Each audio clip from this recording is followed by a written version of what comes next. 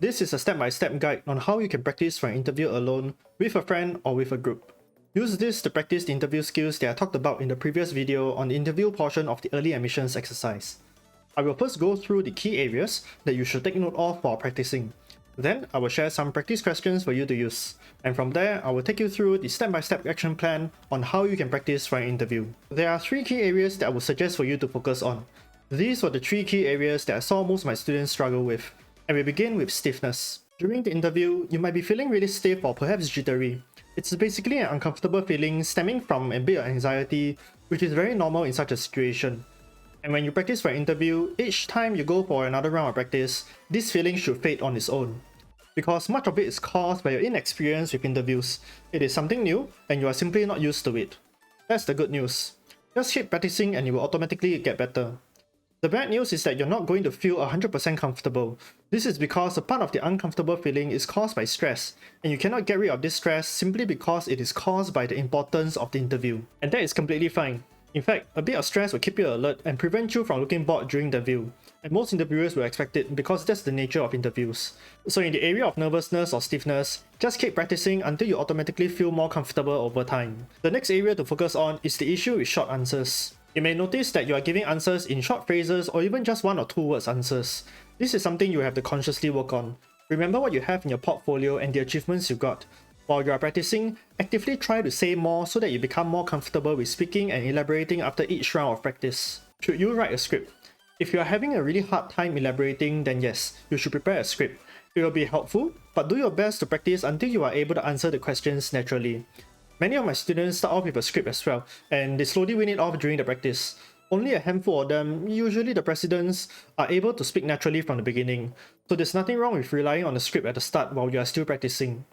And bringing me to my next point is the reason why most students have this issue with giving short answers. Inability to think. Most interviews will share a couple of standard questions. Why do you want this course? Why should we choose you? Simple questions, but when you are nervous, it can be difficult to think of an answer on the spot. Now, those common questions are easy to prepare for.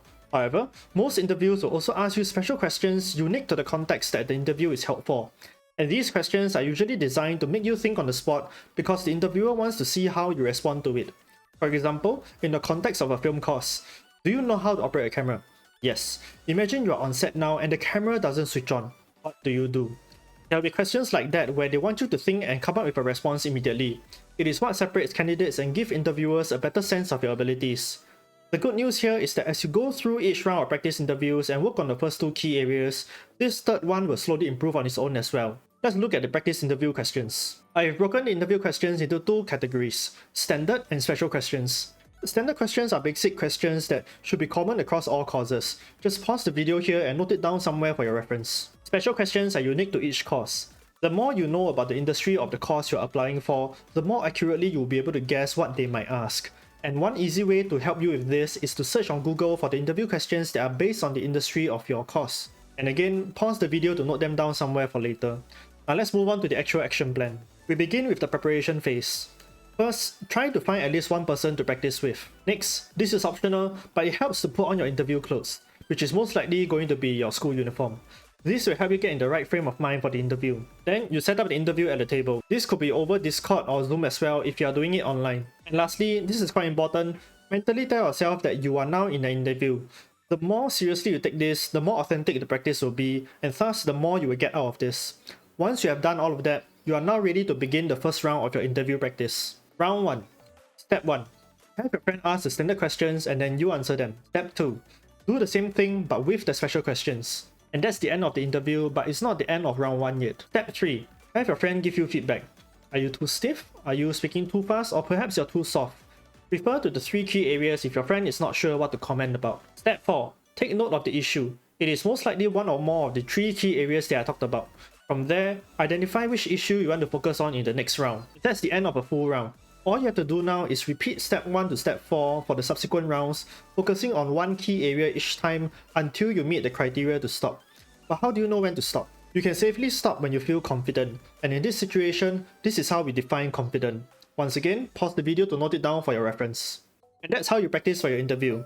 It usually takes my students around 4 to 5 rounds before they start feeling more confident, but that's them and you are you. Take your time and go at your own pace. As long as you take it seriously and practice, you will get better. Next week, for our last video in this EAE series, I will talk about what you can do if you don't have a portfolio. Be sure to subscribe so that you don't miss it. That's all for this video. I hope you find it helpful, and as always, remember that I am proud of you for even just trying. Bye bye!